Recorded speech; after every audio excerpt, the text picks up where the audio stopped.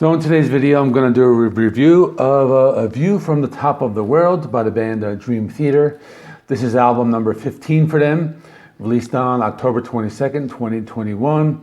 Also the first album to be recorded at their own studio in New York City. And it's an album that's different than the past few albums. This one contains a shorter track listing and longer songs. Out of the 7 songs on the album, the shortest song is 6 minutes, 25 seconds. The longest is 20 minutes, 24 seconds. So the album has a runtime of 1 hour and 10 minutes. So I've been a fan of Dream Theater ever since I heard them back in 1992 with the song Pull Me Under from the Images and Words album. And you know, one thing that I never liked about this band was the ballads. I always thought they were too ballady, I guess you could say. But the album doesn't have any of those softer ballads. What it does have is lots of complex songs. They get a little soft at times, but in the middle of the song. But songs have a lot going on. You know, they're all interesting. You know, like I was saying, the last few albums, like Distance Over Time, had the shorter songs and the longer track list. But I think this album is closer to something like Black Clouds and Silver Linings. Has the longer songs with the shorter track lists, and maybe something a little more along, like that album. So this album has 7 songs, so I'm going to go through the album track by track. So the first song is called The Alien. This was the first single released. It starts off with a fast drum beat, has complex progressive guitar riffs. Here's some chunky palm muted riffs, followed some more technical riffing. You hear a melodic guitar solo afterwards. The pace does slow down a bit. James LaBrie's vocals come in after about 2 minutes. The song then goes through some time signature changes. Jordan Rudess plays some nice keyboard melodies between the verses. James LaBrie sings in a mostly lower register throughout the verses. Really some heavy riffs played behind the guitar solo. You can hear some cool percussions along with the drumming at one part of the song, and really good song as a lead single. Captures the classic Dream Theater sound, lots of different tempo changes and complex guitar riffs. Second song is called Answering the Call. This one starts off with a metal riff combined with some complex keyboard melodies, has a very complex drum beat along with some futuristic sound effects. The song moves a little slower, and James LaBrie delivers a very melodic vocal performance in the first verse. You still hear those chunky guitar chords and those keyboard melodies, and they are at the forefront in this song. The song also has the signature complex drumming and the guitar solos. The third song is called Invisible Monster, also the second single released prior to the album's release. It has a slow intro but starts to pick up within the first minute. On this song you can hear the bass sound very well in the first verse. It's a slow-paced song with melodic vocals.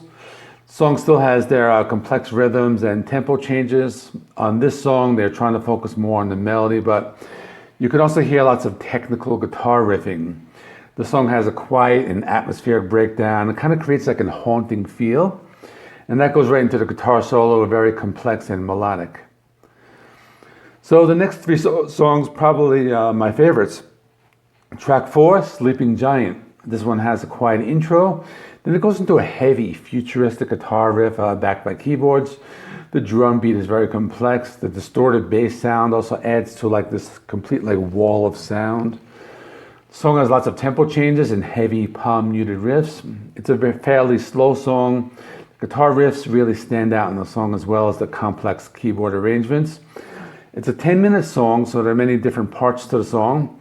At one point, it speeds up a little with different complex guitar and keyboard melodies. I really like the breakdown where they introduce some jazzy piano melodies as well as some classic rock organ sounds. Next is Transcending Time. So this song has a slightly different sound. At first, it sounds like a classic hair metal, but then it takes a prog turn, goes into some keyboard melodies, sound like they are from a 70s prog band. Song reminds me a little of that 80s Rush at sometimes.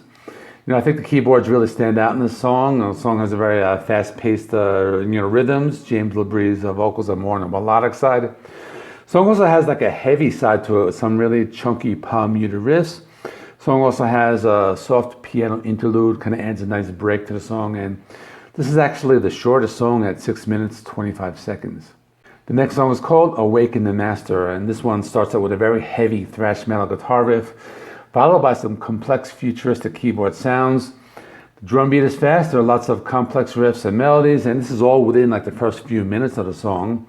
On this song, they really show off their metal side, but they also do have some like neoclassical piano parts as well. The song has a lot going on of it, and just that like the first few minutes, I really like the heavy palm muted riffs before the first verse.